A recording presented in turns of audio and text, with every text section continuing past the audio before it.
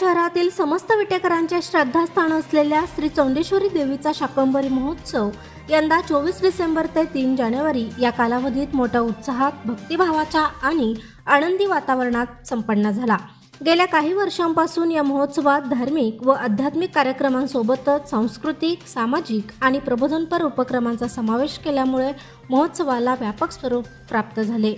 महोत्सवाच्या कालावधीत सकाळ व दुपारच्या सत्रात श्री ज्ञानेश्वरी पारायण, सामुदायिक दुर्गा सप्तशती पाठ वाचन, भजन तसेच श्री शतचंडी याग यांसारखे धार्मिक कार्यक्रम भक्तांच्या उपस्थितीत पार पडले। तरुणांमध्ये क्रीडाविषयक आवड निर्माण व्हावी यासाठी देवांग प्रीमियर लीग अंतर्गत क्रिकेट स्पर्धांचे आयोजन करण्यात आले।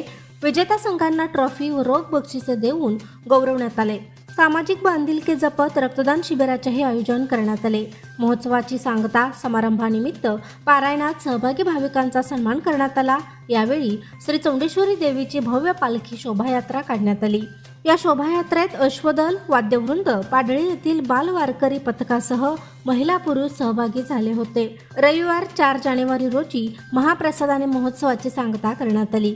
अशा प्रकारे विटा येथील शाकंभरी महोत्सव हा धार्मिक, आध्यात्मिक, सांस्कृतिक व सामाजिक उपक्रमांचा सुरेख संगम साधणारा उत्सव ठरला असून महोत्सव यशस्वी होण्यासाठी सहकार्य करणाऱ्या सर्वांचे देवांग समाजाच्या वतीने आभार व्यक्त करण्यात आले आहेत। प्रशांत कांबळे, अग्रणी न्यूज, विटा।